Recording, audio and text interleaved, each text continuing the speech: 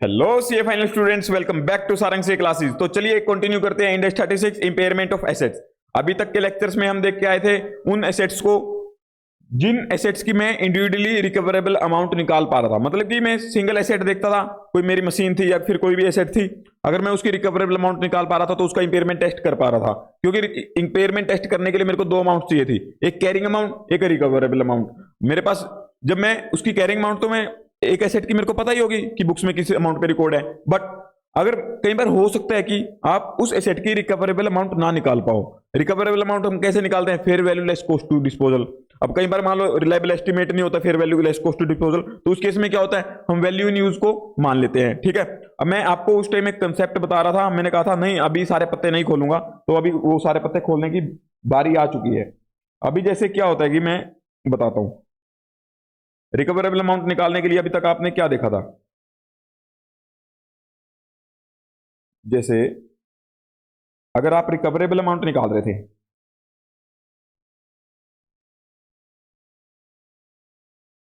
तो आपके पास दो होती थी, एक fair value less cost to sell और एक होता था वैल्यू इन यूज। इसमें से जो भी हायर होता था, जो भी हायर होता था इसमें से और इसमें से, उसको क्या मानते थे आप? Recoverable amount. बट आपको अगर ये वाला fair value less cost to sell नहीं दिया हो, मतलब आप ना निकाल पा रहे हो, तो हमने देखा था कि वैल्यू इन यूज को आप मान लोगे कि हाँ रिकवरेबल अमाउंट है मेरी, उतना रिकवर कर लूंगा। बट अगर मैं ये कहूं कि आपको ये तो दिया हुआ है बट ये नहीं निकाल पा रहे आप, तो क्या हम इसको मान लें रिकवरेबल अमाउंट? नहीं, इंडेक्स ने साफ मना किया कि आप इसको अकेले को रिकवरेबल अमाउंट नहीं मान सकते। चाहे तो ये दोनों हो, दोनों में से हायर, या फिर आप अकेला ये भी ले सकते हो, बट इसको नहीं ले सकते। क्यों? क्योंकि आपने तो पॉसिबिलिटी छोड़ी नहीं है ना कि उसको यूज करने की कितनी वैल्यू आई है उसको निकालने की। हमारा मेजर तो यही होता है ना कि बिजनेस में हम एसेट शो कर रहे हैं क्योंकि हम उसको यूज कर रहे हैं। बिजनेस में यूज करने से रिलेटेड आपने एसेट की वो पॉसिबिलिटी छोड़ी नहीं है, आप तो सिर्फ ये कह रहे हो कि हाँ बेच के ही देखता हूं मैं कितनी रिकवर हो सकती है, वो देखूंगा ही। फिर तो आप रिवैल्यूएशन मॉडल लगा ही रहे थे, बट उसमें कॉस्ट टू सेल नहीं होता था। ऐसे मैं आपको दोबारा क्लियर कर देता हूं। तो यही इसमें इंडेक्स कहता है कि आप बेचने वाला मेरा जोर नहीं है, मेरा ये है कि अगर यूज करते तो कितनी वैल्यू रिकवर कर पाते मैं। तो ये कहता है कि अगर आप ये नहीं निकाल पा रहे ना, तो इसको मैं मानने नहीं दूंगा आपको, तो आपको दूसरा तरीका निकालना पड़ेगा। तो मतलब कि आपने रिकवरेबल अमाउंट नहीं निकाल पा रहे हो। अब रिकवरेबल अमाउंट नहीं निकाल पा रहे हो तो उस केस में क्या होगा आपका? अगर अगर दोनों दिए हो तो विच एवर इज हायर। अगर सिर्फ ये वाला दिया हो, ये नहीं दिया, आप नहीं निकाल पा रहे, तो हाँ इसको मान लेंगे हाँ रिकवरेबल अमाउंट है। अगर ये नहीं दिया ना ये दिया, तो आपको आप रिकवरेबल अमाउंट नहीं निकाल पाए, तो क्या आप उसका इंपेयरमेंट करोगे नहीं फिर एसेट का? अगर ये नहीं निकाल पाए, क्योंकि आप नहीं निकाल पा रहे, रीजंस में हम आगे डिस्कस करेंगे कि क्यों नहीं निकाल सकते, क्या रीजन हो सकते हैं, XYZ कौन से रीजन हो सकते हैं।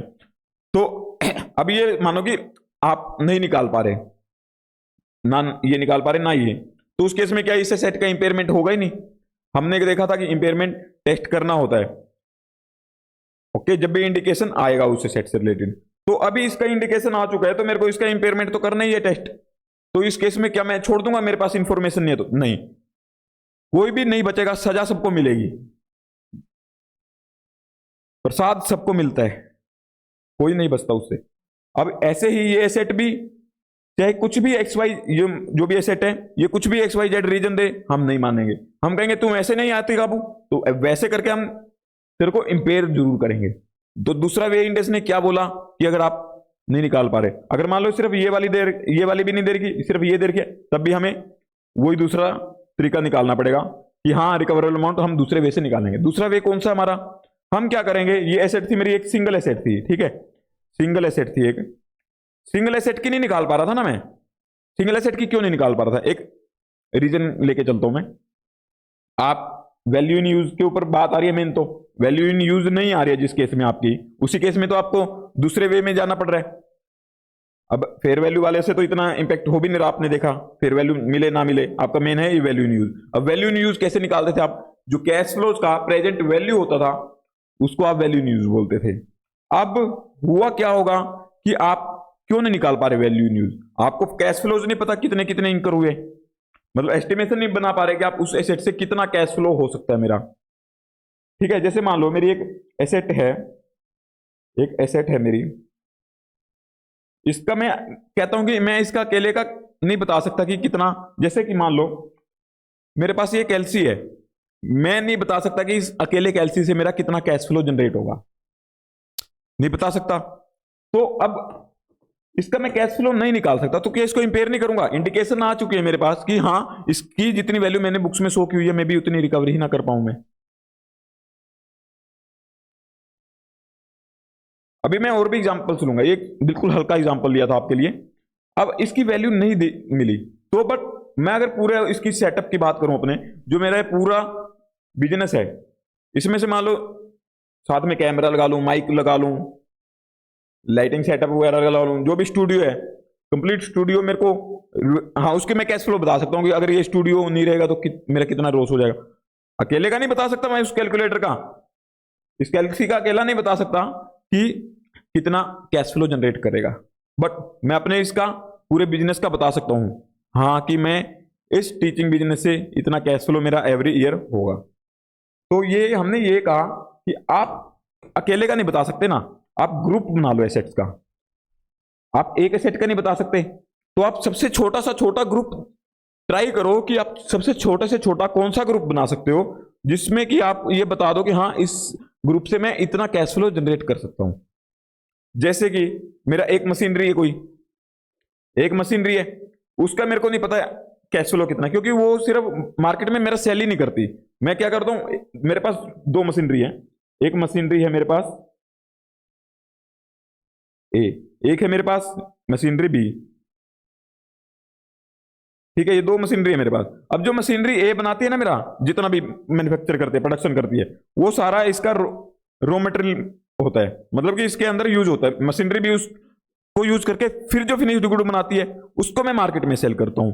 मतलब कि मार्केट मशीनरी ए से जो प्रोडक्शन होता है, मशीनरी ए का जो प्रोडक्शन होता है, इसका जो प्रोडक्शन होता है,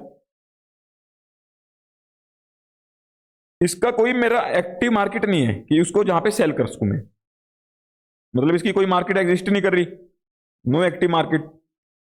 ठीक है, अगर मेरे एक्टिव मार्केट नहीं है इसकी, तो उस केस में क्या करूंगा, इसकी मेरे को पता नहीं लगा सकता कि इसने जो प्रोडक्शन किया उसकी वजह से मेरा कितना कैश फ्लो होगा, नहीं पता लगा पता। बट मैं अब देखूं कि उसने जो प्रोडक्शन किया वो इसमें यूज हुआ, तो अब ये दोनों को मैं मानता हूं कि ये एक ही है, अलग अलग नहीं मान रहा। अब दोनों को एक ही मान लिया मैंने, तो मेरे को पता है कि इन दोनों ने मिलके जो यहां पे मार्केट में सेल करेंगे उतना उतना कैश फ्लो होगा मेरा। ठीक है, मान लो इसने मार्केट में जो मेरी गुड्स बना बना के सेल की, इसने मान लो फर्स्ट ईयर में की मेरी 10 लैक्स की, 10 लैक्स की। अब सेकंड ईयर में की इसने मेरे को 5 लैक्स की, थर्ड में 15 लैक्स की। लाइक ऐसे करके मैं बता सकता हूं कि इन दोनों ने मिलके मेरे को 10 लैक्स दिए, 5 लैक्स दिए, 15 लैक्स दिए। अब मैं ये नहीं कह सकता कि ये सिर्फ इस मशीनरी का, नहीं। क्यों? क्योंकि ये अगर ये मान लो मशीनरी ये मेरे को ये प्रोडक्शन करके ही ना देती, ये प्रोडक्शन करके ही ना देती, तो ये कुछ कर नहीं सकती थी। मतलब ये अकेली भी उसके बिना काम नहीं कर सकती, अकेली जनरेट नहीं कर सकती जब तक इसको यहां से रॉ मटेरियल नहीं मिलेगा। अगर रॉ मटेरियल मिलेगा तो ये अपना प्रोडक्शन करेगी और मार्केट से कैश फ्लो रेज कर सकती है। कैश फ्लो तभी होगा। अब मैंने क्या कहा, एक एसेट का आप नहीं बता पा रहे थे कैश फ्लो क्या है, कितना कैश फ्लोइंग करोगा। आपने दो एसेट का एक ग्रुप बना लिया, आपने माना कि ये एक ही है, एक ही है, ये अलग अलग मशीन अलग अलग रखी हुई है, बट आपने सिर्फ उस पर्पज से कि आप उसका एक का पता नहीं लगा पा रहे थे अलग अलग कि कितना इसका कैश फ्लो है। तो मैंने क्या किया, मैंने कहा तुम दोनों दो अलग अलग नहीं, तुम एक हो, तुम अलग अलग नहीं हो, एक हो। अब ये ही जब आपने एक मान लिया तो आपने इस सारे का जो होता था कैश फ्लो, जो ये 10 लाख आया, ये किसका है, ये इसको नाम दे देता हूं मैं, इस ग्रुप को नाम देता हूं मैं, इस टोटल ग्रुप को, दोनों मशीनों के ग्रुप को नाम दे देता हूं। एक काम करता हूं, एक बड़ा सा सर्कल बना देता हूं, उसमें दोनों आ जाएंगे मेरी। अब जो इसको नाम देता हूं मैं सीजीयू का, इसको सीजीयू का नाम दे दिया, मतलब कि एक एसेट बनी मेरी, एक ही मान ली इसको ग्रुप को, उसको नाम दे दिया मैंने कैश जनरेटिंग यूनिट। मतलब कि मैंने इनको एक यूनिट बना दिया है, अलग अलग नहीं माना, एक यूनिट बना दिया इनको कि हाँ ये दोनों मिलकर मेरा कैश जनरेट करती हैं। क्या इसका हम बुक्स में ऐसे शो करेंगे कि सीजीयू, नहीं, बुक्स में कुछ शो नहीं करना होता, ये मेरे को सिर्फ ये इंपेयरमेंट टेस्ट करने के लिए भाई इस एसेट की मशीनरी ए की कितनी वैल्यू डिक्रीज करूं, मशीनरी बी की कितनी करूं, सिर्फ उस पर्पज से मैंने इनको एक मान लिया है। जैसे हम मैथ्स के क्वेश्चन सोल्व करते थे वहां पे लेट एक्स मानते थे, वाई मानते थे, ऐसे ही यहां पे हम मान लेते हैं कि ये दोनों एक हैं।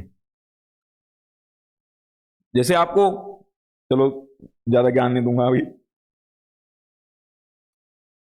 ठीक है जी, ये आपको लग गया पता कि हमने इसको ग्रुप बना लिया। बट अभी आप, चलो अभी यहीं पे कंटिन्यू ज्यादा नहीं करूंगा, एक बार नोट्स पे चलते हैं, नोट्स पे बताता हूं आपको थोड़ा। If it's not possible to estimate recoverable amount of the individual asset, because individual asset का आप अगर रिकवरेबल अमाउंट नहीं निकाल पा रहे हो, because the asset doesn't generate cash inflows, क्योंकि एसेट कैश इनफ्लोज को जनरेट नहीं कर सकती, वो मतलब अकेली नहीं कर सकती, उसको दूसरी एसेट का सहारा लेना पड़ रहा था। जैसे हमने मशीनरी ए देखी थी, मशीनरी बी देखी थी, मशीनरी बी अकेली नहीं कर सकती थी, उसको मशीनरी ए का सहारा लेना पड़ रहा था कि उसका मटेरियल आएगा तभी वो जनरेट कर पाएगी। अब मशीनरी ए थी, मशीनरी ए की तो मार्केट में कोई एक्टिव मार्केट थी ही नहीं, उसका कैश फ्लो मेरे को पता ही नहीं था। मेरे को वो वाला कैश फ्लो चाहिए कि वो अकेली मशीनरी इतनी कैपेबल है कि वो कैश फ्लो जनरेट कर सकती है। मशीनरी भी इतनी कैपेबल नहीं थी, उसको सहारा लेना पड़ रहा था मशीनरी ए का। अब जैसे आप कोई भी ऑटो आपने देखा होगा, आपके ई रिक्शा वगैरह होते हैं, ई रिक्शा के लिए इतने अपने आप में सक्षम है, इतनी कैपेबल है कि वो कैश फ्लो जनरेट करके दे देती है आपको। आप उसको लेके मार्केट में उतर जाओ, आप उसमें सवारियां बैठाओगे, पैसेंजर्स को एक जगह से दूसरी जगह छोड़ना शुरू करो, वो आपको पैसा पता लगेगा कितना कैश फ्लो आ रहा है आपका, डेली का 4000 रुपये आएगा आपके पास। सर इतना तो सीए बन के नहीं आएगा हमारे पास, वही कर लेते हैं शुरू, इट्स योर चॉइस। काम कोई छोटा बड़ा नहीं होता है, जिस काम में पैसा बने वो काम करो। The asset doesn't generate cash inflows that are largely independent of those from other assets. ये देखो क्यों ये हम इसकी रिकवरेबल अमाउंट नहीं निकाल पा रहे थे, एस्टिमेट नहीं कर पा रहे थे, पॉसिबल ही नहीं था एस्टिमेशन करना। क्यों? Asset doesn't generate cash inflows, वो मशीनरी है मेरी कोई कैश फ्लो जनरेट ही नहीं कर रही थी, वो तो मेरे को बी को मेटल दे देती थी जो बनता था उससे, तो बी आगे जनरेट करती थी, और बी इंडिपेंडेंटली नहीं कर पा रही थी, उसको एक ही हेल्प चाहिए थी। तो यही इधर देखा, asset doesn't generate cash inflows that are largely independent of those from आएगा, ये from कर लो इसको, from other assets. The asset doesn't generate cash inflows that are largely independent of those from other assets. मतलब कि other assets के बिना वो अगर इंडिपेंडेंटली लार्जली इंडिपेंडेंट, हल्का फुल्का हो सकता है, लार्जली इंडिपेंडेंट होनी चाहिए, मतलब खुद में सक्षम है कि वो जनरेट कर सकती है सारा कुछ, मतलब कैश फ्लो। एसेट की वैल्यू यूज नहीं निकाल पा रहे हो, एस्टिमेट नहीं कर पा रहे हो, बात वही है, इसी पॉइंट को दूसरी तरीके से घुमा के डाल दिया। अब ये सीजीयू क्या होता है? सीजीयू अभी तक तो बात की कि हाँ हम पहले इंडिविजुअल वाला पे देख रहे थे, इंडिविजुअल पे अगर नहीं पॉसिबल था तो मैंने कुछ तो करना ही था, तो मैंने आ गया सीजीयू वाले टॉपिक पे। अब सीजीयू का मैंने देखा, सीजीयू में कब लेता हूं? जब मैं कैश इनफ्लोज को इंडिपेंडेंटली नहीं पता लगा पा रहा था, एस्टिमेट नहीं कर पा रहा था, तो मैं सीजीयू पे आ गया। सीजीयू क्या होता है? Smallest group of assets. मैंने देखा था कि अगर दो एसेट मेरी रेवेन्यू जनरेट मतलब कैश फ्लो जनरेट करने में कैपेबल है तो मैं 3 एसेट क्यों लूंगा? मैं 2 ही लेना चाहूंगा उसमें। अगर मैं 3 में ही सक्षम हूं, मतलब 2 में जनरेट नहीं हो पाएगा, 3 में हो सकता है, तो मैं 3 से ज्यादा क्यों लूं? मैं सबसे स्मॉलेस्ट यूनिट देखूंगा, मतलब कि सबसे छोटा ग्रुप देखूंगा कि सबसे छोटे से छोटा ग्रुप कितना जनरेट कर सकता है मेरा, वही it is smallest group of asset that generate cash inflows independently. मतलब कि मैंने जो 2 मशीनरीज का ग्रुप बनाया था, मशीन ए मशीन बी, वो दोनों ही अगर अपने आप में काम करती रहें तो मेरे को कैश जनरेट कर करके देती रहेंगी। उसको बाहर मतलब और वहां पे मशीनरीज होंगी, उनकी हेल्प भी नहीं चाहिए, मतलब इंडिपेंडेंटली वो जनरेट करके दे रही है मेरे को पैसा। अगर वो उनको ये है कि हाँ उनको मशीनरी सी की भी हेल्प चाहिए, वो दोनों अकेले में नहीं कर सकती, तो मशीनरी सी भी आपको लेनी पड़ेगी सीजीयू के अंदर। तो मतलब कि वो ग्रुप बनाओ ऐसा एसेट का जो अकेला अपने आप में इतना कैपेबल है कि उसको किसी और की हेल्प के बिना वो तीनों ही आपस में एक कैश फ्लो जनरेट कर सकते हैं। मतलब किसी बाहर वाले की जरूरत नहीं है, उन्होंने अपना एक घर बना लिया। जैसे आप फैमिली होते हो, आपकी फैमिली में 3 मेंबर्स होते हैं, 4 5 6 जो भी आपका, आप अपने आप में सारे इतने कैपेबल होने चाहिए कि आपको बाहर की जरूरत ना पड़े। कैसे? घर में ही डॉक्टर, किसी बेटे को डॉक्टर बना दो, किसी बेटे को इंजीनियर बना दो, किसी बेटे को शॉपकीपर बना दो, आप सारे ऐसे कर दो। अरे क्या बातें करते हो आप। तो समझाने के लिए आपको बताया मैंने कि ये अपने आप में इतनी कैपेबल है कि उनको मार्केट में मतलब बाहर से कुछ किसी की जरूरत ही नहीं है, वो अपने आप में ही कैश फ्लो जनरेट कर सकती है। ओके, समझे? आप आत्मनिर्भर बनो, सब आत्मनिर्भर। ये कहते हैं कि वो उतनी एसेट्स लो, कम से कम एसेट होनी चाहिए जितनी अपने आप में आत्मनिर्भर है कि हाँ जनरेट कर सकती हैं cash flow. Small that generate cash flow independent of cash flow from other assets. ठीक है जी। तो एक काम करते हैं, कुछ एग्जांपल्स दे रखे हैं, ये एग्जांपल्स करते हुए चलते हैं साथ साथ ही, जिससे कि आपको टॉपिक पे बहुत जबरदस्त वाली क्लैरिटी आती रहेगी। अभी तक आप समझ चुके हो सीजीयू क्या होता है। मेरा एक एसेट में नहीं पता लग रहा था, क्यों? मैं वैल्यू नहीं निकाल पा रहा था, रिकवरेबल अमाउंट नहीं निकाल पा रहा था, तो मैंने सोचा कि एक से नहीं पता लग रहा, दो का देखता हूं, दो से भी नहीं लग रहा था तो पता तीन से देखा मैंने। मतलब कि मेरे को उतने एसेट्स का ग्रुप बनाना कि बाहर से नहीं देखना पड़े। बस अभी तक यही तो समझाया मैंने आपको। चलिए एक बार एग्जाम्पल 2 ऐसे स्टडी मैट के एग्जाम्पल 2 और 3 करते हैं।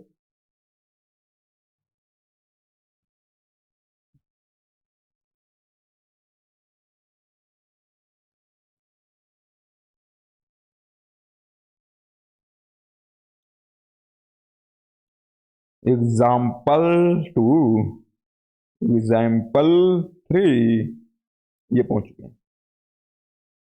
देखो मैं एक और एग्जांपल देता हूं आपको। जैसे मैं ना वहां पे एक कंपनी में था, लिस्टेड कंपनी थी, तो वहां पे क्या था, उनका सीमेंट मैन्युफैक्चरिंग का प्लांट था। सीमेंट का प्लांट, सीमेंट मैन्युफैक्चरिंग करते थे वो। तो ये मैं गया था एमपी में, गया था मध्य प्रदेश, वहां पे थी ये कंपनी, रीवा में लिस्टेड कंपनी है। तो इनका क्या होता था कि जो यहाँ पे सीमेंट बनता था ना, उसके लिए एक स्पेशल ट्रेन थी, ट्रैक डला हुआ था कंप्लीट, रेलवे थी जो इनके प्लांट तक आती थी, जहाँ पे प्लांट लगा हुआ था यहाँ पे, यहाँ से जाती थी, फिर वो रेलवे ट्रैक जाता था, तो एक रेल आती थी, उसके अंदर ये सारे सीमेंट के जो बैग्स होते हैं उसमें लोड कर देते थे और वो ले जाता था। तो अब मैं ये कहूं कि अकेला रेलवे सिर्फ इस एंटिटी के बारे में बात कर रहा हूं, ठीक है, इस एंटिटी के बारे में जो सीमेंट वाली है, ठीक है। अब मैं सीमेंट वाली में, अब मैंने उसको रेलवे, क्या अकेला रेलवे मेरा इतना कैपेबल है कि वो रिवेन्यू जनरेट कर रहा है? नहीं, क्योंकि मैं उसमें कोई पैसेंजर्स नहीं ढो रहा, ढो मतलब कोई पैसेंजर्स को मतलब ट्रेवलिंग नहीं करवा रहा, मैं अपना जो लोकल लैंग्वेज होती है उसमें बोल गया था अभी। जैसे जैसे मतलब कि यहाँ से वहां तक छोड़ के नहीं आ रहा पैसेंजर्स को, ना किसी मेटेरियल को यहाँ से वहां छोड़ रहा हूँ, वो सिर्फ मेरे लिए काम कर रही है, मैं खुद को ही थोड़े रिवेन्यू देता रहूंगा कि हाँ खुद को रिवेन्यू दे दिया, नहीं। तो वो अकेली रेलवे इतनी कैपेबल नहीं है कि मैं उसका कैश फ्लो बता पाऊँ। हाँ, अगर मैं बताऊं कि इस कंप्लीट सीमेंट प्लांट का कितना कैश फ्लो है, तो मैं बता सकता हूं कि मेरा फर्स्ट ईयर में इस सीमेंट प्लांट से मेरे को इतना बेनिफिट हुआ, इतने की सेल हुई, सेकेंड ईयर में इतने की, थर्ड ईयर में इतना कैश फ्लो हुआ, फोर्थ ईयर में इतना कैश फ्लो जनरेट हुआ, तो मैं कंप्लीट उसका बता सकता हूं, मतलब कि अकेले इसका नहीं बता सकता। तो इसलिए मैंने क्या किया, एक से ज्यादा एसेट वाले कंसेप्ट पे गया, मतलब कि सीजू वगैरह पे, तो मैंने सीजू देखा कि हाँ इस यूनिट का बन सकता है, तो मैं इस कंप्लीट यूनिट को कहूंगा एक सीजू है मेरा। तो इस सीजू को फिर हमें बस एक ग्रुप बनाना है, उसके बाद तो आगे तो सारा प्रोसीजर सेम ही है आपका, कैरिंग अमाउंट निकालना, फिर रिकवरेबल अमाउंट निकालना, फिर टेस्ट करना, फिर इंपेयरमेंट लॉस करना, फिर जनरल एंट्री।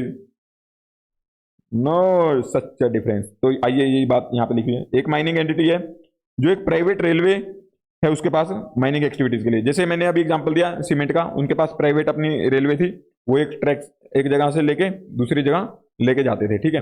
या फिर कई बार ट्रॉली सिस्टम भी होता है कि एक जगह से उठा के दूसरी जगह भेजना होता है उनको, क्योंकि क्या होता है कि आपने एक प्लांट, तो सीमेंट का क्या होता है कि सीमेंट का जो जहाँ पे क्रशिंग वगैरह होती है वो प्लांट एक जगह लगा दिया, बट आपको चाहिए होता तो एक उस लोकेशन की जहाँ पे लगाया था वहां का जो भी आपका पत्थर वगैरह था, स्टोन्स वगैरह थे, सारे वो खत्म हो चुके हैं। तो आपके क्या आसपास के एरिया में चेक किया, वहां पे स्टोन मिल गए, तो आपने वहां से यहाँ तक लाने के लिए भी एक ट्रॉली सिस्टम लगा दिया। वहां पे ना ट्रॉलीज चलती हैं, उसके अंदर क्या होता है, वहां पे पत्थर होते हैं, उनको टुकड़ों में कर करके प्लांट पे भेजते हैं, वहां पे जाके फिर उसका सीमेंट बनता है। तो वहां से भेजने के लिए जो ट्रॉली थी, अकेली ट्रॉली का मैं कैश फ्लो नहीं बता सकता कि वो कितना कैश फ्लो जनरेट करी है। क्यों? मैं अपने खुद के बिजनेस के लिए यूज कर रहा हूं और उसका अकेला से मैं कुछ ऐसा मार्केट में सेल नहीं कर रहा। उससे बनेगा मेरा जो सीमेंट बनेगा, तो उसका भी मैं, जैसे रेलवे का किया था मैंने, प्राइवेट रेलवे का, ऐसे ही वो ट्रॉली वाला था, तो ट्रॉली वाले का भी नहीं कर पा रहा था, तो ट्रॉली वाला भी उसके साथ सीमेंट वाले के साथ जाएगा मेरा, मतलब कि एक सीजू बन जाएगा उसका। ठीक है जी, क्योंकि मैं उसका अकेले का नहीं बता पा रहा ना, उसके साथ मिलकर बता सकता हूँ कि हाँ इतना मेरा जनरेट हो रहा है। वो यहाँ पे एक माइनिंग एंटिटी है, उसके पास प्राइवेट रेलवे है, उसकी माइनिंग एक्टिविटीज को सपोर्ट करने के लिए private railway could be sold only for scrap value. अब वही जो रेलवे उसको तो स्क्रैप में ही सेल कर सकते हैं, मतलब कि हाँ आज मैं बेच देता हूँ, बेच के जो पैसा आएगा स्क्रैप को, या कुछ भी कहो ना भी कहो स्क्रैप, वैसे बेच दिया मैंने तो कितना पैसा आएगा। क्या आपने वो बिजनेस इसलिए लगाया हुआ कि आप आज ही बेच दोगे? नहीं, हम ये देख रहे हैं कि उसका बेनिफिट किस में है, यूज करने में या बेचने में। अगर मैंने देखा था, मैंने आपको क्या बताया था, अगर वैल्यू इन यूज आपको पता है और fair value less cost to sell नहीं पता, तो आप मान लोगे कि वैल्यू इन यूज ही आपका रिकवरेबल है। बट अगर आपको वैल्यू इन यूज नहीं पता, ये पता है, तब आप नहीं मानोगे कि इसमें आपको जो रेलवे है उसको सेल कर दोगे तो उसकी वैल्यू तो मे भी पता हो।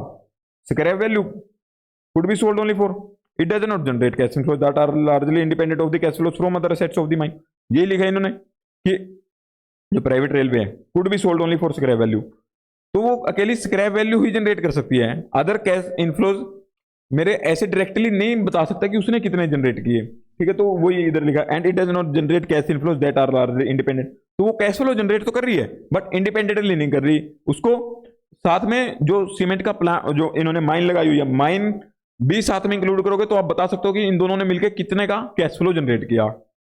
ओके, मतलब कि ये इंडिपेंडेंटली नहीं बता सकती कि मैंने रेलवे ने कितना जनरेट किया, वो हाँ इसके साथ मिलके बताएगी, तो इन दोनों का ग्रुप इंडिपेंडेंटली कह सकता है कि हमने इतना कैश फ्लो जनरेट किया। तो वही इधर है, it is not possible to estimate the recoverable amount of the private because its value in use can not be determine. इसकी वैल्यू इन यूज हम डिटरमाइन ही नहीं कर सकते अकेली रेलवे की, and is probably different from, और ये वैल्यू इन यूज इसकी सिर्फ स्क्रैप वैल्यू होगी नहीं, क्योंकि उससे मेरे को और भी तो कैश फ्लोज तो हो ही रहे हैं, तो मैं अकेले स्क्रैप वैल्यू को क्यों आऊं। हमने कैश फ्लोज में देखा था, एक तो स्क्रैप वैल्यू होती थी और एक जो मेरा कैश इनफ्लोज होता था वो सारा होता था, कैश आउटफ्लो लगता था मेरा कुछ उस इनफ्लो को जनरेट करने के लिए, वो भी होता था। तो मैं सिर्फ जो लास्ट वाला पता, उसके ऊपर वाले तो पता ही नहीं है ना, तो वैल्यू यूज कैसे निकाल सकता हूं मैं, नहीं निकाल पा रहा। तो वो इन्होंने कहा है therefore the entity estimates the recoverable amount of the CGU, तो सीजीयू बना के उसका रिकवरेबल अमाउंट निकालना पड़ेगा टू विच दी प्राइवेट, जिससे कि मतलब जिस सीजीयू से ये प्राइवेट रेलवे बिलोंग कर रही है। ठीक है, जैसे मान लो मेरा माइन और इसका रेलवे का एक सीजू बन गया, मान लो इसको मैंने कहा कि ये दोनों मिलके अपने आप में इतनी कैपेबल हैं कि ये इनको दोनों को बाहर से किसी की जरूरत नहीं है, ये दोनों एसेट अपने आप में कर सकती हैं कैश जनरेट। ठीक है, कैश फ्लोज कर सकती हैं, तो हम इसको एक सीजू मान के अपना रिकवरेबल अमाउंट निकाल लेंगे, और फिर ये देखो to which the that is the mine as a whole, तो माइन एज ए होल को हम पूरा सीजू मान लेंगे, तो उसके अंदर जितनी एसेट्स आएंगी सारी उसको कर देंगे। जैसे अब मेरा वो एग्जांपल लिया था मैंने सीमेंट वाला, उसमें सीमेंट था मेरा, सीमेंट का प्लांट, उसमें साथ में रेलवे भी आ गया था मेरा प्राइवेट रेलवे वाला, प्लस मेरा वो ट्रॉली वाला भी आ गया था, क्योंकि ट्रॉली भी अकेला नहीं कर पा रही थी। मतलब ये तीनों सेट मिलके अकेली बता सकते हैं ना कि हाँ मैं इतना कैश फ्लो जनरेट कर रही हूँ, तो आपने वही ग्रुप बना दिया। तो यही है इनका कि आप रेलवे का अकेले का नहीं बता सकते थे, तो आपने माइन के साथ सीजू बना दिया इनका। ये आपको ना मैं सही बताऊं, आपको क्वेश्चन में दिया होगा ये सीजू ये वाला है, तो आपको वहां दिमाग नहीं लगाना है इतना, ये मैं बस आपको एक अंडरस्टैंडिंग दे रहा हूँ कि सीजू होता क्या है। आपको अगर क्वेश्चन आ भी जाता है तो आपको तो अब नॉलेज आ ही गई है कि सीजू होता क्या है। अगर वो पूछेंगी ये इसमें से सीजू कौन सा है, ऐसा आज तक मैंने तो देखा नहीं है कोई पूछा हो, बट ऐसे ही कोई भरोसा नहीं है, कई बार अद्भुत रंग दिखा देती है अपने, अगर पूछ लेती तो आपको तो पता लग ही चुका अब सीजू को कैसे आइडेंटिफाई करना है, कैसे क्या करना है। अब एक बस कंपनी है, ये थर्ड एग्जाम्पल, वो प्रोवाइड करती है services under contract with the municipality that requires minimum service on each of 5 separate route. एक बस कंपनी है जो प्रोवाइड करती है सर्विसेज, ठीक है, उसने म्युनिसिपैलिटी के साथ एक कॉन्ट्रैक्ट किया हुआ है, जिसमें उसने कॉन्ट्रैक्ट में ये लिखा है कि मिनिमम सर्विस उनको 5 सेपरेट रूट्स पे देनी होगी। मतलब कॉन्ट्रैक्ट है कि अगर वो कहें कि 4 रूट पे दोगे, नहीं, कॉन्ट्रैक्ट ही कैंसिल हो जाएगा।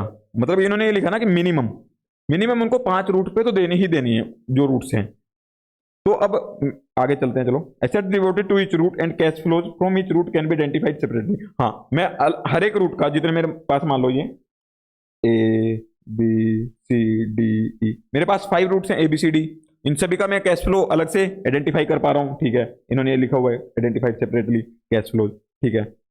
और एसेट्स कौन सी इस पे लगी हुई है हर एक रूट पे, वो भी मेरे को पता है। तो मतलब कि अलग अलग रूट को मैं अपना वो मान सकता हूँ क्या, एक एक इंडिविजुअल एसेट का कैश फ्लो पता है मेरे को, हर एक का वैल्यू न्यूज निकाल सकता हूं अभी तक की जो इन्फॉर्मेशन दी हुई है उसके अकॉर्डिंग। अब आगे कुछ और इन्फॉर्मेशन दी होगी तो उसके बेसिस पे देखते हैं क्या होता है। One of the routes operates at a significant loss, ये कहते हैं कि इनमें से एक रूट है ना कोई, वो सिग्निफिकेंट लॉस पे ऑपरेट होता है, मतलब कि उस पर बेनिफिट प्रॉफिट हो ही नहीं सकता, वो लॉस ही जनरेट करेगा। मान लेते कि ये वाला लॉस कर रहा है सिर्फ, वो भी सिग्निफिकेंट है।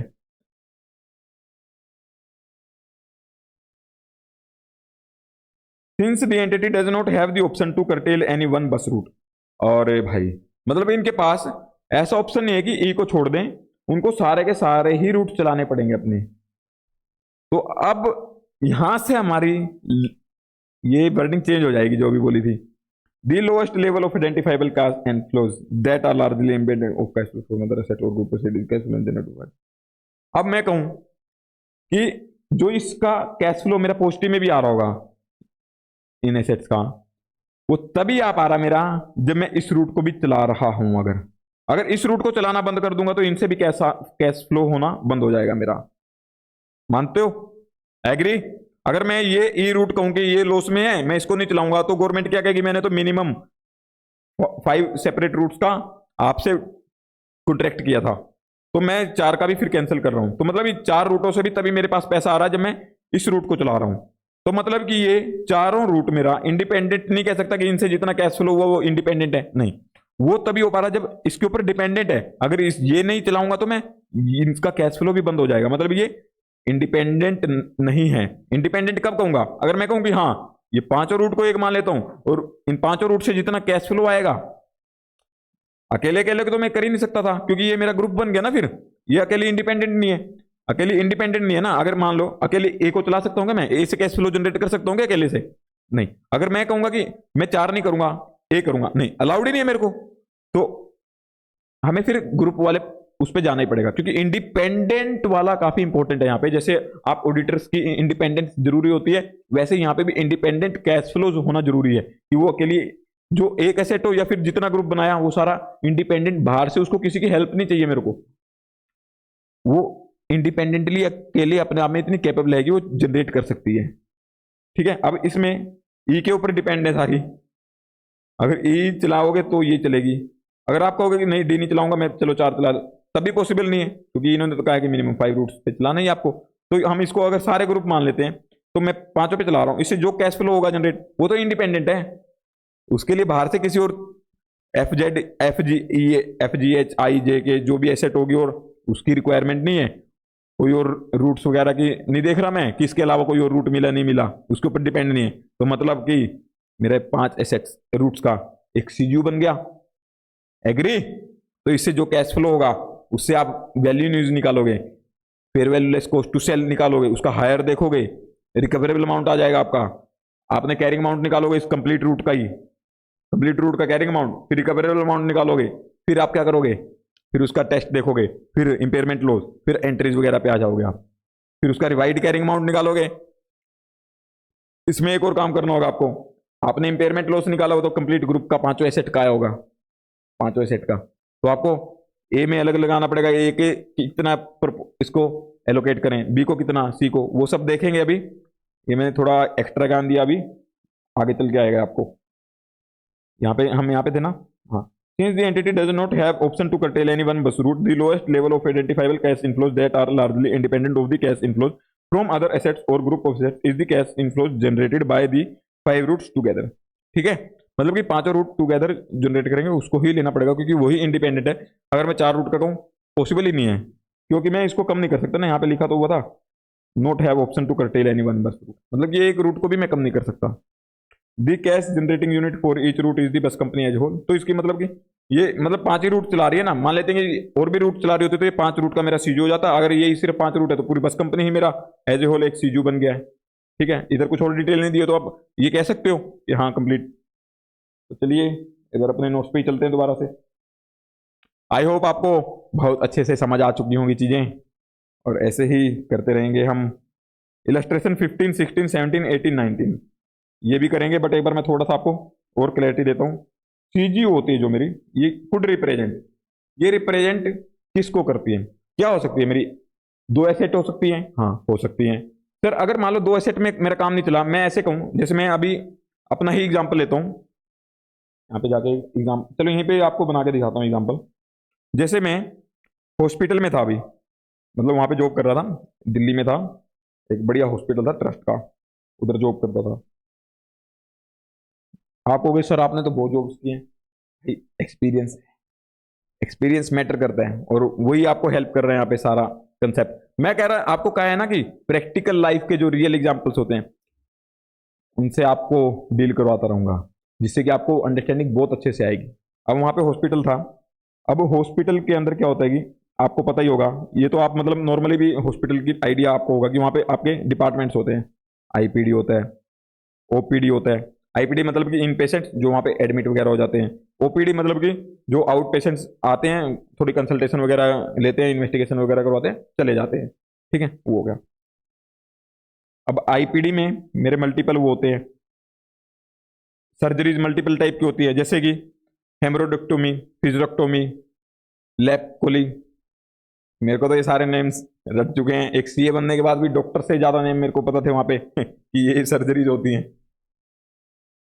क्योंकि हमें सारा वहाँ पे फाइनेंशियल रिपोर्टिंग उनका करना होता था ना, कि कैसे इनका रेवेन्यू वगैरह जनरेट होगा, क्या कुछ सब, मतलब कि इंडेक्स की एप्लीकेबिलिटी देखते थे हम सारा कुछ। तो अभी जैसे यहाँ पे मेरा मान लेता हूँ कि आपको इजी नेम देता हूँ जो आपको पता है, knee replacement, total knee replacement, TKR। ये क्या होता है कि आपके कई बार जो घुटने होते हैं, नीज, उनका ऑपरेशन होता है, रिप्लेस करवाते हो, वो वाला ऑपरेशन हो गया। एक इनका मतलब कि आईपीडी के अंदर एक सर्जरी देते थे ये, एक बिजनेस था इनका कि मतलब घुटनों का डिपार्टमेंट अलग बना था। इन आईपीडी के अंदर एक घुटनों वाला था, घुटनों की सर्जरी करते थे। एक ये करते थे हेमरोडोक्टोमी वगैरह, हेमरो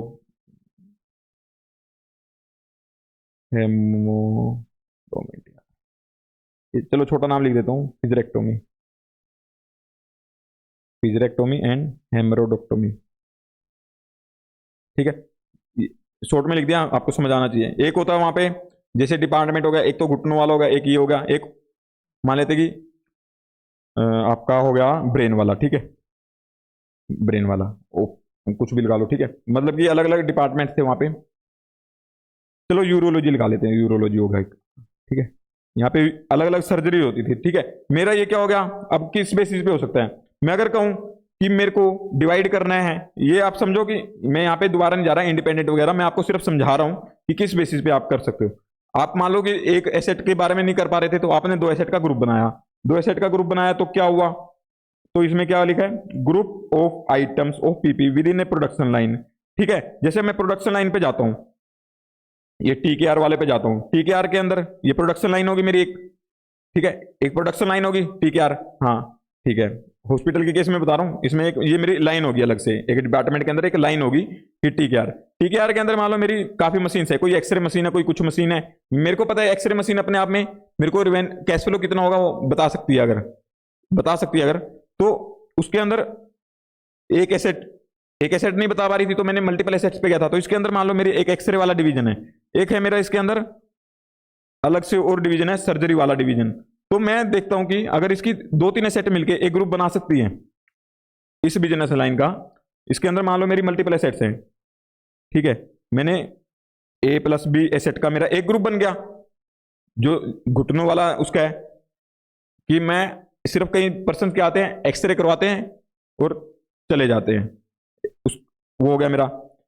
एक हो गया मेरा ये अलग से, इसको ना TKR की जगह ना ऑर्थो देते हैं नाम, ऑर्थो ज्यादा बेटर रहेगा, मतलब कि हड्डियों वाला मेरा एक अलग से हो गया, आईपीडी में एक हड्डियों वाला काम हो गया। तो उसमें कुछ आते हैं एक्सरे करवा के चले जाते हैं, मतलब कि एक्सरे मशीन अकेली मेरे आप में एक कर सकती है, एक्सरे मशीन के साथ में मेरा मान लो कुछ भी टेबल वगैरह होगा, तो वो दो तीन एसेट मिलके मेरा एक बिजनेस लाइन में ग्रुप बना सकती है, हाँ, तो वो हो गया A+B एसेट मिला के, वो भी हो सकता है मेरा, ठीक है। जैसे यहाँ पे मान लो कोई सिर्फ प्लास्टर का काम है, होता है मेरा, अकेला प्लास्टर वगैरह वाला मेरा कर सकता है, तो प्लास्टर की जो 2 मशीन्स होंगी वो अकेले आप में कैश फ्लो जनरेट कर सकती हैं, तो उसका एक मान लिया। ऐसे भी कर सकते हो आप, ठीक है। अगर वो उसको मतलब बाहर के किसी और एसेट से हेल्प की जरूरत नहीं है, अकेले में वो कैपेबल है इतना, ठीक है, तो उस केस में वो कर लोगे।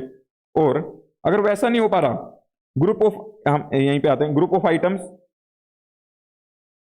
Of PP with in A production line और विद इन ए डिपार्टमेंट। जैसे डिपार्टमेंट के अंदर हमने देखा, ठीक है, ग्रुप ऑफ आइटम्स बना दी थी, तो इसको आप सीजू मान सकते हो, या फिर आप प्रोडक्शन लाइन को ही एक सीजू मान लो विद इन ए डिपार्टमेंट। जैसे मेरा ये एक डिपार्टमेंट है आईपीडी डिपार्टमेंट के अंदर मेरे मल्टीपल ये डिपार्टमेंट्स आ गए थे, प्रोडक्शन लाइन्स आ गई थी, जैसे मेरा ऑर्थो आ गया था, फिजियोटॉमी, हेमरोटॉमी, यूरोलॉजी।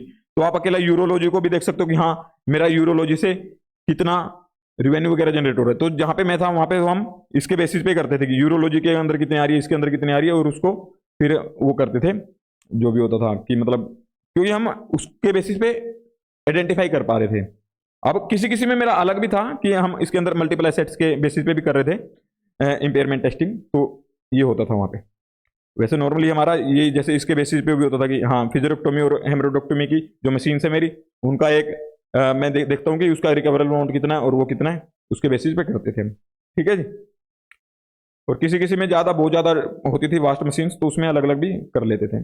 और उसके बाद मेरा जैसे कुछ डिपार्टमेंट्स के बेसिस पे, अगर मान लो कोई कहेगी नहीं सर मैं इसके बेसिस पे ना निकाल ही नहीं पाऊंगा, क्योंकि एक मशीन मेरी यहाँ भी यूज हो रही है, यहाँ भी हो रही है, यहाँ भी हो रही है, सभी उसमें हो रही है बिजनेस लाइन में यूज, तो उस मशीन का कैसे करूंगा?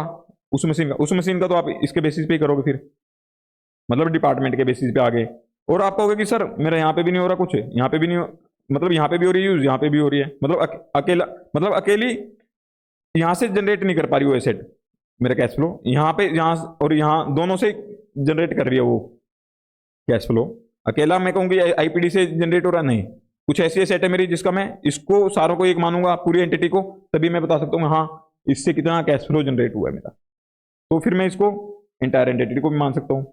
ये आपको बहुत इजी वे में समझा दिया मैंने कि सबसे पहले ग्रुप ऑफ आइटम्स का देखूंगा बिल्कुल अंदर। अगर वहां पॉसिबल नहीं है मेरा कैश फ्लो निकालना, कि मैं नहीं बता सकता कि कितना कैश फ्लो होगा, तो मैं प्रोडक्शन लाइन पे आ गया ऊपर थोड़ा, वहां से भी नहीं पता लगा तो मैं डिपार्टमेंट पे आ गया, डिपार्टमेंट का भी पता लगा, मैं एंटायर एंटिटी बोला कि हाँ एंटायर एंटिटी के ऊपर कर सकता हूँ। ये आपको वहां पे देखना है, ठीक है, जो भी है। अभी थोड़े एग्जाम्पल कर इलस्ट्रेशन करते हैं, 15, 16, 17, 18, 19 आईसीए के स्टडी मॉड्यूल पे आइए।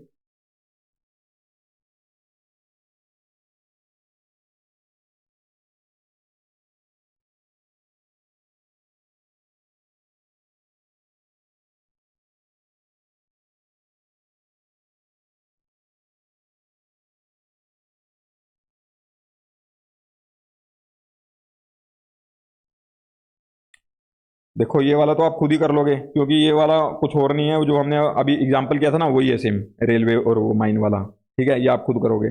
जो ये 16 वाला है ये बस कंपनी का वही रूट्स वाला है, 1 रूट सिग्निफिकेंट लॉस, ये हम करके आ चुके हैं एग्जाम्पल में, आप देख लेना सेम ही है, करने तो कर लेना, नहीं करना तो छोड़ो, कोई दिक्कत नहीं।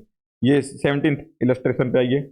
A significant raw material used for plant wise final production is an intermediate product bought from plant X of the same entity. X's products are sold to Y at a transfer price that passes all margins to X.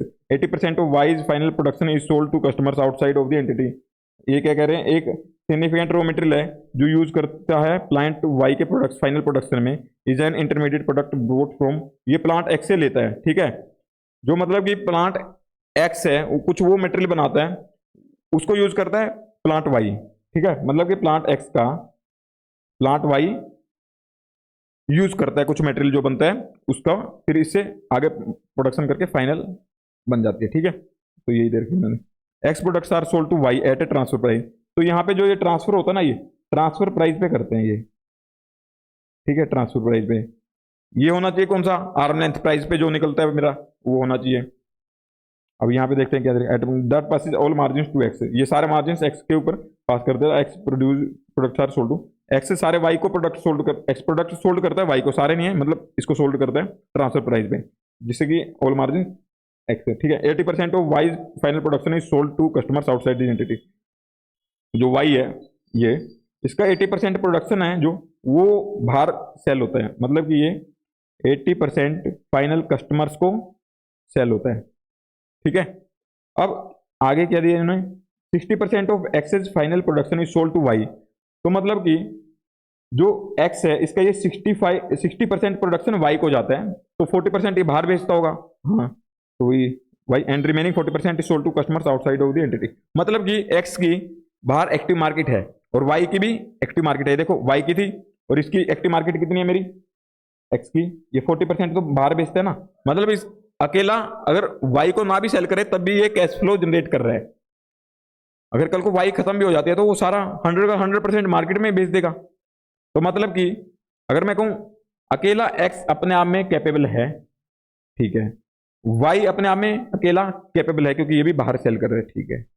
For each of the flowing cases evaluate the CGU units for X and Y. तो इनका CGU unit बताना है x और Y का। तो अभी तक जो ये इंफॉर्मेशन थी यही रहती है अगर, तब तो ये एक्स और वाई अलग अलग हैं अपने। देखो यहाँ पे देखा, if X could sell the products it sells to Y in an active market and transfer prices internal are higher than market price, what are the CGU for X and Y. तो ये कह रहे हैं कि CGU x और Y के लिए क्या होगा।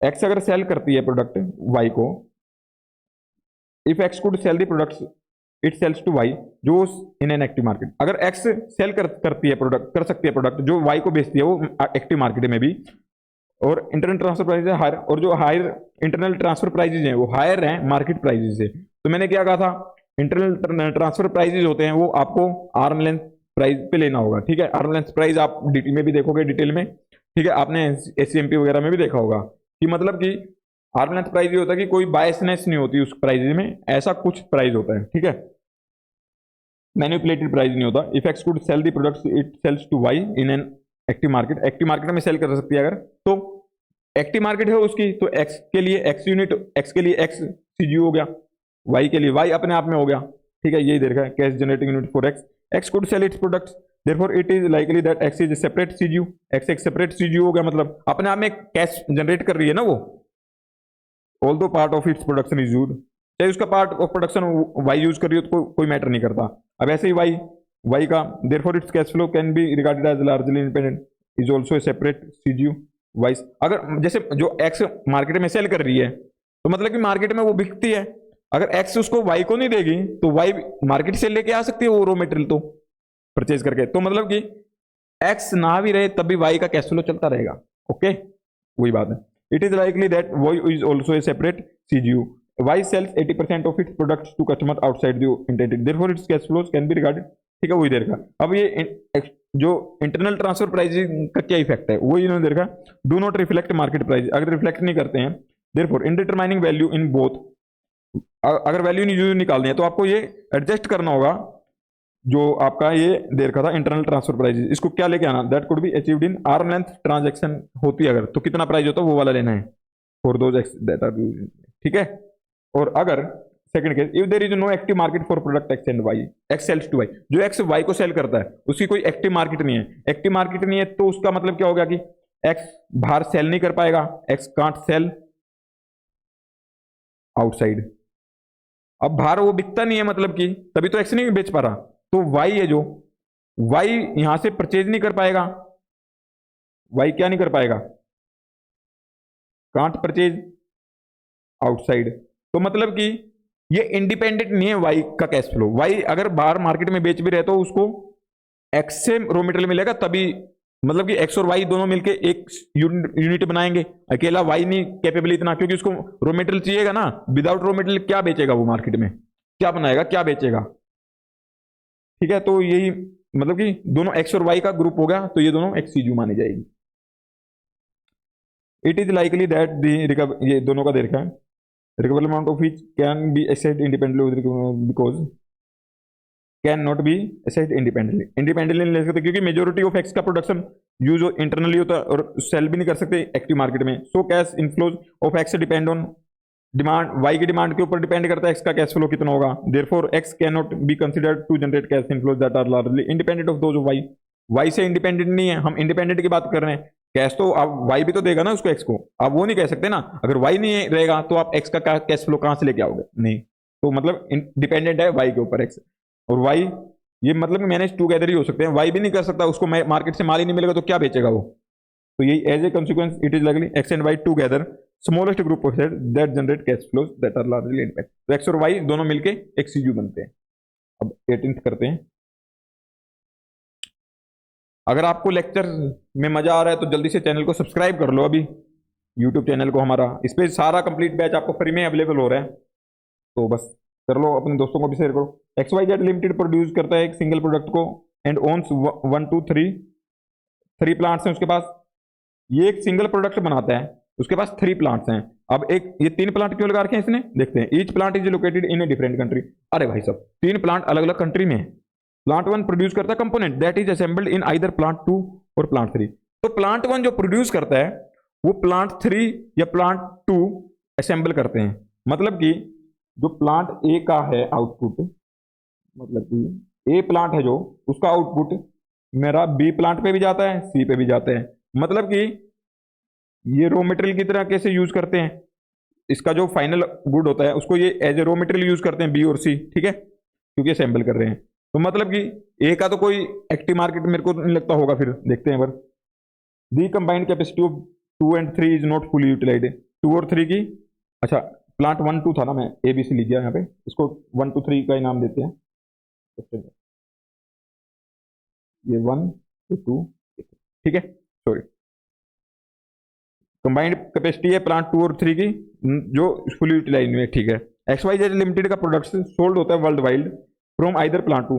तो मतलब कि कंप्लीट वर्ल्ड में सेल करते हैं ये, जो यहाँ से गुड बनता है, यहाँ से गुड बनता है, तो ये कंप्लीट वर्ल्ड वाइड, ठीक है, सोल्ड फ्रॉम प्लांट 2 और 3। एग्जांपल प्लांट 2 का प्रोडक्शन, जो प्लांट 2 का प्रोडक्शन है can be used in plant 3 की कंट्री। तो ये मतलब कि जो कंट्री 3 वाले हैं उसमें प्लांट 2 भी बेच सकता है अपने, जो यहाँ पे असेंबल किया होगा। कब बेच सकता है, if the products can be delivered faster from plant 2 then, अगर मान लो इस पे ज्यादा लोड हो चुका है, अभी इसकी कैपेसिटी तो खाली पड़ी है, तो इसको कहेंगे कि तू चला ले अपना, तू प्रोड्यूस करके यहाँ पे बेचता रहे, तू असेंबल कर करके यहाँ बेचता रहे। तो मतलब कि ऐसा इसका केले का भी नहीं निकाल सकते, इसका केले का भी नहीं बता सकते, क्योंकि यहाँ पे जितना रॉ मटेरियल जाएगा, जैसे जैसे जितने जितने अपना बनाते जाएंगे उतना उतना करते जाएंगे। मतलब कि अकेला इसका और इसका नहीं, ये आपस में तीनों मिलके ग्रुप बनाते हैं। इसका तो देखो एक्टिव मार्केट है ही नहीं, तो इसको तो इन दोनों के ऊपर डिपेंड है, मतलब कि ठीक है। इसका कैश फ्लो 2 और 3 पे, अब 2 ये 1 के आउटपुट पे डिपेंड है, 3 भी 1 के आउटपुट पे डिपेंड है। तो आप ऐसे कह सकते हो 1 और 3 नहीं, अगर ये इसके ऊपर भी तो जाता है, अगर इसके ऊपर ज्यादा चला गया मटेरियल, रॉ मटेरियल, इसके पास कम आएगा फिर। तो मतलब कि अगर इसके पास ज्यादा चला गया, अगर ये कहते कि 2 वाला 3 में सेल नहीं कर सकता, ठीक है, तो उस केस में क्या होता है, यहां से जितना आता यहां पे आना पड़ता सारा। तो मतलब कि अगर ये कहते कि एक तो ये सेल नहीं कर सकता, और अगर ये कहते साथ में कि यहां पे इसकी कोई कैपेसिटी कम नहीं है, कैपेसिटी दोनों की फुलफिल कर सकता है, तो उस केस में मैं इसका अलग भी मान सकता था एक सीजीयू, समझ रहे हो। बट यहाँ पे क्वेश्चन में ऐसा दिया होगा कि ये सेल कर सकता है, तो मतलब कि अगर इसके पास कम आया है तो इसके कैश फ्लो में ज्यादा दिखेगा, क्योंकि ये तो इसने यहाँ पे बेच दिया होगा, समझ रहे हो। मतलब कि ये तीनों आपस में ग्रुप बना रहे हैं। तो ये लिखा है utilization level of plant 2 and 3 depend on the allocation of sales between 2 sides. Plant 2 production can be sold in utilization levels of plant 2 and 3 depend on the, ठीक है, ये लिखा है यूटिलाइजेशन लेवल प्लांट 2 और 3 का कितना यूटिलाइज होगा, वो एलोकेशन ऑफ सेल्स का डिपेंड करता है। अब 2 वाले को 3 वाले की सेल मिल गई 3 वाले कंट्रीज की, तो 2 वाले का कैश फ्लो ज्यादा दिखेगा, 3 का कम दिखेगा। तो मतलब हम कह नहीं सकते हैं कि 3 की वजह से 3 का कैश फ्लो नहीं है इतना, उसको इंपेयर करो, नहीं। तो हमें टोटल को ग्रुप ही मानना पड़ेगा। ये देखते हैं, if there is no active market for plant 1 के product evaluate whether the CGU for plant 1 2 3, तो तीनों का एक ही मान के सीजीयू चलेगा। देखते हैं, it is likely that the recoverable amount of each plant can not be assessed independently because there is no active market for plant 1 की प्रोडक्ट की कोई एक्टिव मार्केट नहीं है। Cash flows depend on the sales of, तो मतलब कि इसका जो प्लांट 1 का कैश इनफ्लोज है वो डिपेंड करता है प्लांट और प्लांट 3 के उस पर कि कितना वो बेचती है।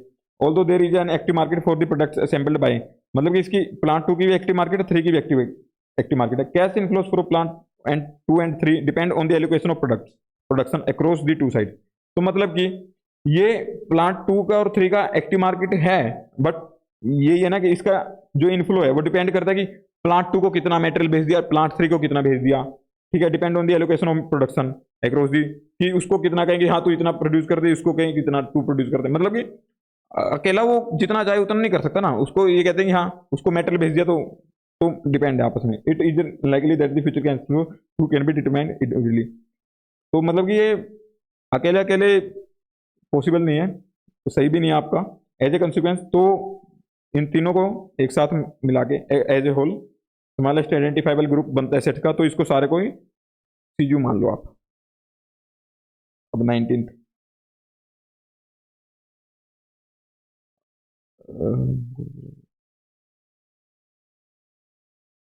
तो ये 19th ना अभी नहीं करवाऊंगा, एक गुडविल वाला टॉपिक करवाऊंगा ना उसके बाद करवाऊंगा आपको, ठीक है।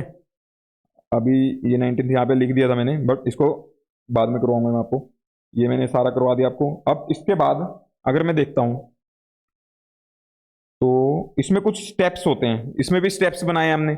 उसमें क्या होता था, मेरा कैरिंग अमाउंट निकालता था, सबसे पहले अंदर बाहर की खबर देखता था, ठीक है। अंदर बाहर की खबर आएगी वो तो देखनी है हमें। इसमें एक एक्स्ट्रा स्टेप हो जाता है, आपको आइडेंटिफाई करना होता है सीजीयू, सीजीयू कौन सा है। तो आप ना वहाँ पे एक काम करोगे, क्वेश्चन में दिया हो तो सीजीयू डायरेक्ट लिख दो, जैसे कैरिंग अमाउंट दी होती थी क्वेश्चन में तो डायरेक्ट लिख देते। तो हम एक काम करते हैं, सबसे पहले इंडिकेशन देखी, इंडिकेशन मिली कुछ अंदर बाहर की खबर, तो उसके बाद हम जाते थे कैरिंग अमाउंट निकालने।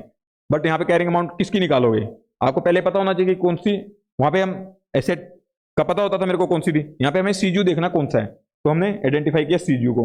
इसमें सीजू कैसे आइडेंटिफाई करते हो, इसमें जजमेंट लगती है कि मतलब ये दो एसेट मिलके कैश फ्लो कर रही हैं ऐसे वैसे, क्योंकि बुक्स में तो हम अलग अलग ही शो कर रहे होते हैं एसेट्स को, बुक्स में कहीं हम ऐसे नहीं दिखाते कि ये सीजू होगा मेरा आपस में, नहीं। बैलेंस शीट में आपको कभी नहीं दिखेगा, पीएनएल में कहीं नहीं दिखेगा कि हाँ ये 4 एसेट का मेरा एक सीजू हो गया, नहीं। तो आपको ये अपना पेपर पे बनाना होता है कि हाँ जो भी आप कैलकुलेशन बनाते हो कि हाँ मेरा इसको माना था तो इतनी इस वजह से इंपेयर कर रहा हूँ, ठीक है। तो आपको वो एक बनाना होता है, बस कहीं भी एसेट में नहीं दिखाते कि ये सीजू का पार्ट है। वहां पे आपका पीपी दिखेगा सीधा इतने अमाउंट पे, ठीक है। Consider how management monitors operation, वो मैनेजमेंट के ऊपर होता है ना कि मैनेजमेंट कैसी जजमेंट लेते हैं। वो कहते हैं कि नहीं मैं प्रोडक्शन लाइन के बेसिस पे पता है कि हाँ मैं बता सकता हूँ कि इतना एस्टिमेट कर सकता हूँ प्रोडक्शन के बेसिस लाइन के बेसिस पे कि हाँ इतना इतना कैश फ्लो हो रहा है। जैसे मैंने अपना हॉस्पिटल वाला एग्जांपल लिया था, इसमें कई जगह तो मैं ये वाला करता था, कई जगह मैंने अंदर के भी बना रखे थे कि हाँ ऐसे ऐसे करके भी कर लेता था मैं। तो मैनेजमेंट के ऊपर होता है कि वो आइडेंटिफाई कर पा रही है कैश फ्लो का एस्टिमेशन कर पा रही है बेस्ट इंडिपेंडेंटली, तो उसके ऊपर होता है। अगर वो अंदर तक का कर पा रही है तो अंदर के ऊपर कर लिया, ये कर रही है तो ये प्रोडक्शन लाइन के बेसिस पे हो सकता है, बिजनेस के बेसिस पे हो सकता है, लोकेशन के बेसिस पे कर सकती है कि हाँ मेरा इस लोकेशन पे जितनी मशीन हैं वो अलग, उसको किसी और लोकेशन से हेल्प की जरूरत नहीं, वो के लिए आप में इंडिपेंडेंट है। जियोग्राफिकल एरिया वगैरह के बेसिस पे किसी बेसिस पे कर ले। इलस्ट्रेशन 14 करते हैं एक बार।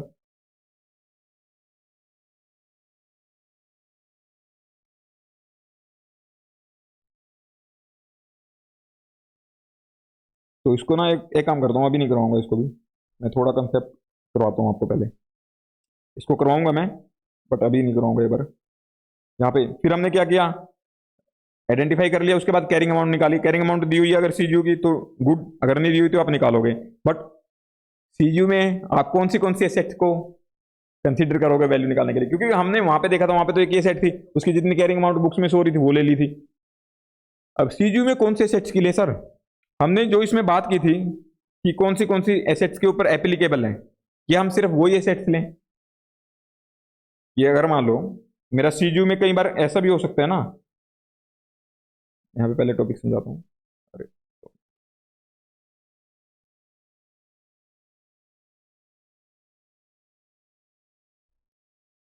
अब देखो मेरा क्या होता है, एक सीजीयू है, मान लो इसके अंदर मेरा